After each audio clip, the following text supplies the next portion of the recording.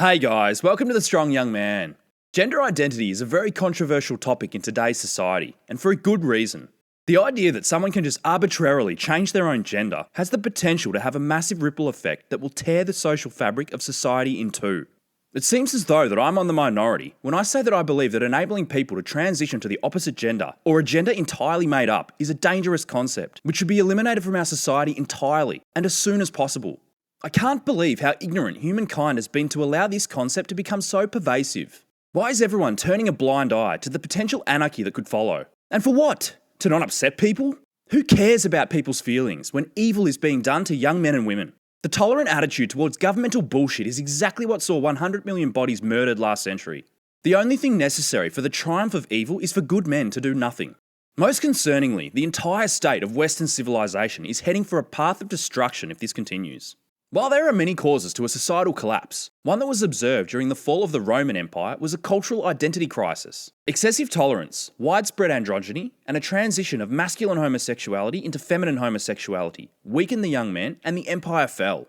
A similar thing happened with the Greek Empire. Strong men pay attention. It is us who will have to fight the barbarians at the gate. Stay tuned until the end to see how this could affect you and the people you care about.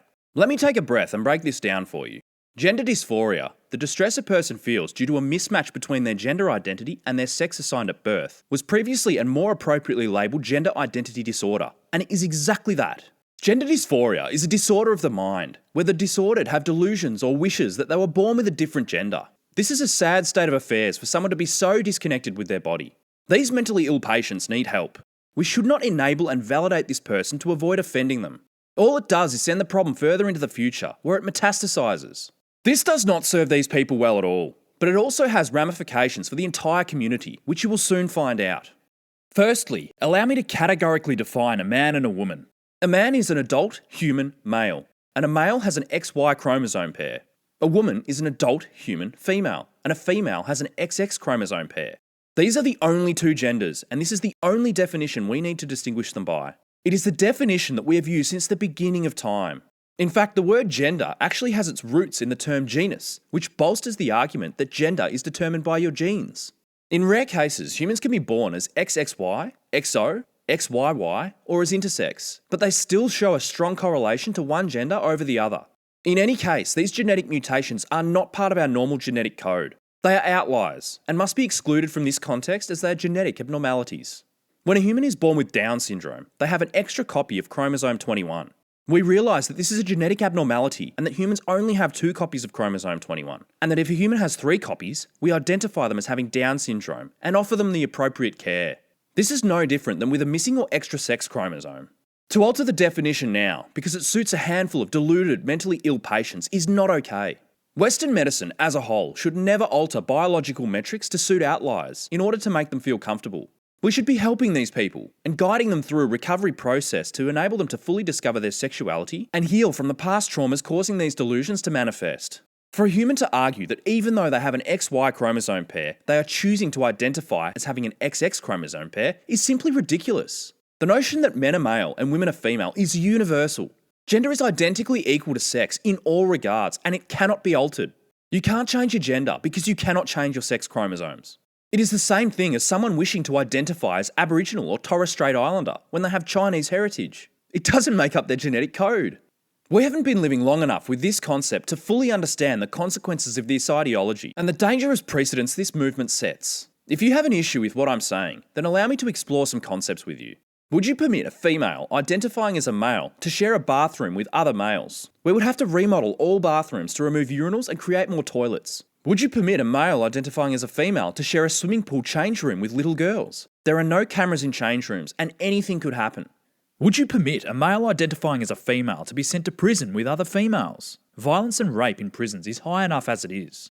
Would you permit a male identifying as a female to enter into any kind of physical sporting contest with other females, given the male is vastly stronger than the female? You would get no more competitive female sport, because it would consist entirely of men identifying as women.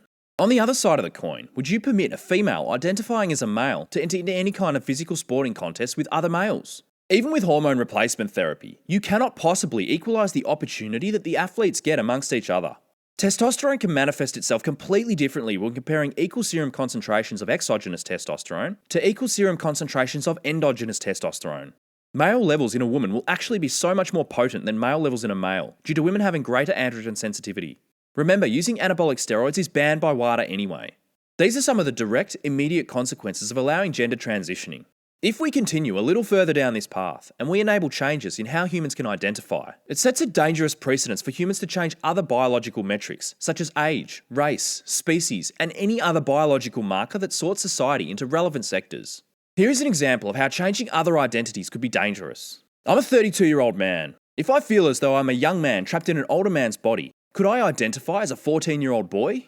Could I then court a 14-year-old girl and then have sexual relations with her? This is preposterous. Would I even be charged for this pedophilia? And if I were charged for this pedophilia, would I be trialled as a minor because I was feeling young at the time? This is equally preposterous. The last few years alone have seen governments around the world encourage children to begin their transition from an early age. In 2021, the Victorian government introduced the Change or Suppression Conversion Practices Prohibition Act. Under this state law, you are prohibited from encouraging your child to wait until they are older before pursuing gender transitioning treatments if they tell you they are transgender. Interestingly, under this legislation, you are permitted to assist people to transition into another gender, but not permitted to assist them to remain in their current gender. Failure to comply can see you imprisoned for up to 10 years under the Act.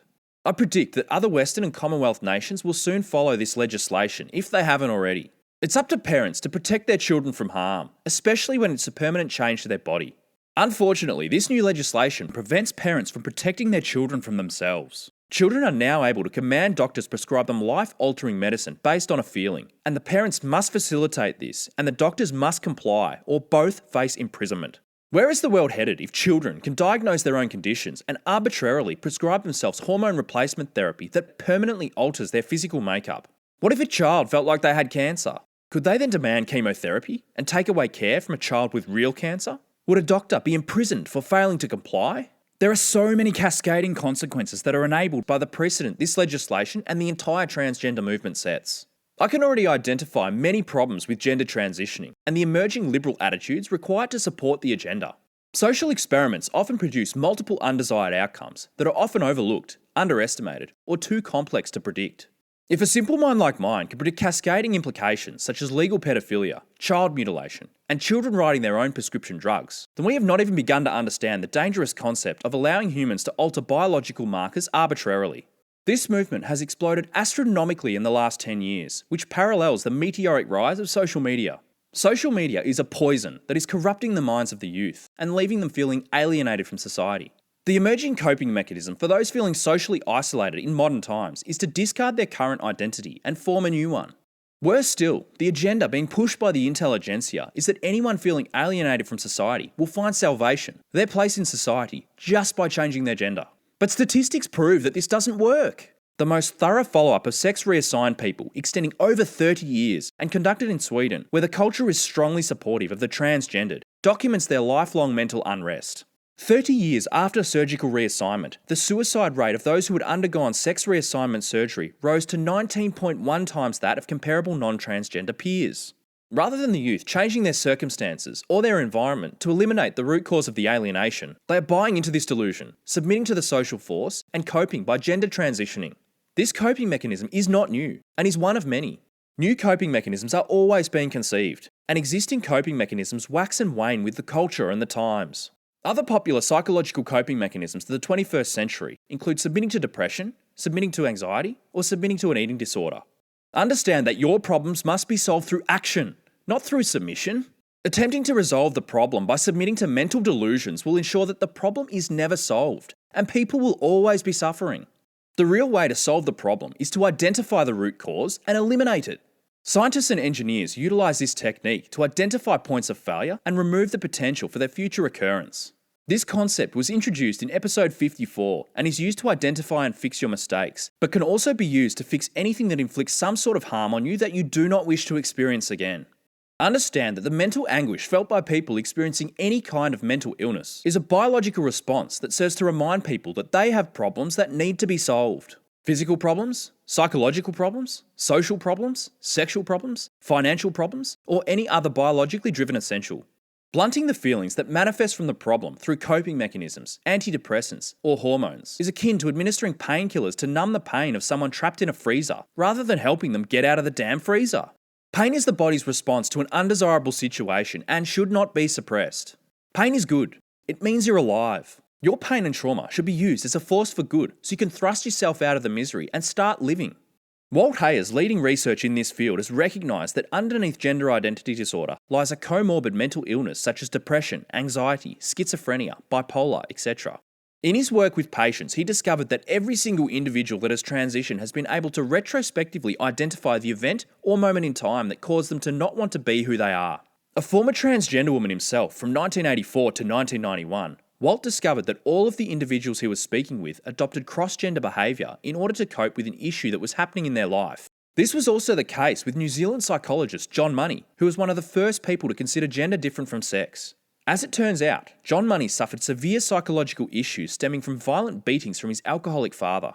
It's likely that these issues contributed significantly to his resentment of the entire male gender. He is quoted as saying, "I suffered the guilt of being male. I wore the mark of man's vile sexuality." This is the psychological history of the person responsible for the origins of the transgender movement. Rather than face his psychological repressions, John Money coped with his dissonance by creating theories that attempted to give him relief from his suffering. This is the real reason why gender dysphoric individuals suffer mental illness at higher rates. While it's terrible, it's not the gender dysphoria causing the mental illness, it's the mental illness causing the gender dysphoria. The real explanation that society needs to hear is that people are confusing their gender with their masculine and feminine sexual energy. Masculine and feminine sexual energy is fluid and is determined by the individual. It's what makes humans different. There are feminine males, balanced males, and masculine males. There are feminine females, balanced females, and masculine females. This is a part of human nature, and it's not a new concept. Carl Jung described the animus as the unconscious masculine side of a woman, and the anima as the unconscious feminine side of a man, each transcending the personal psyche. He encouraged individuals to strike the balance of masculinity and femininity that suits the individual. It's a good thing to embrace your animus or anima. Shining light on the unconscious aspects of your psychology is always a positive thing. If you're a consenting adult, have your genitals mutilated. I don't give a fuck. But it's not okay to tolerate anyone who says that it's okay to alter 2.4 million years of basic human biology and swap genders because you're embracing the sexuality that opposes the gender that you were assigned at birth. To the young men out there, please understand that between 70 to 90% of all transgender individuals in Western nations are males who transition into females. This number is highly variable in other countries and does not correlate with sex alone, but instead with culture. I hypothesise that the overwhelming majority of men transitioning into women is reflective of the privileges that women get in comparison to men in today's society. There is an overwhelming mass of disaffected young men and massive benefits to being a woman. If you are at a vulnerable age and you are feeling the social force pushing you to transition, then please wait it out. It is not okay to feel this way. If I can save just one young man from making a terrible, irreversible mistake, then his entire life will be worth the 10 years imprisonment that I might face. There are so many horror stories of young men who have irreversibly ruined their life through life-altering surgeries, procedures, and hormone therapies. Enabling and encouraging gender transition will mean that when the unresolved issues are resolved, the individual will be sentenced to a lifetime of regret. What really needs some more attention is that these individual tragedies are being silenced by the media to enable this movement to continue. I need to highlight the evil being done here to our children, and the lengths that the intelligentsia will go to cover up the opposition to the prevailing vision. Liberal governments around the world are encouraging people to transition, most governments actually profiting from the exercise. Then they leave you high and dry when you face crisis point when you realise you fucked up your entire life. Then you are completely silenced, censored, or shamed when you attempt to speak up, because your misery is antithetical to the movement's growth, and this is the true unspoken tragedy and evil behind this movement. Thanks for watching today's episode. In episode 64, I'll go through how to strengthen your immune system. Subscribe and click the bell icon to be notified when it drops. Catch you then.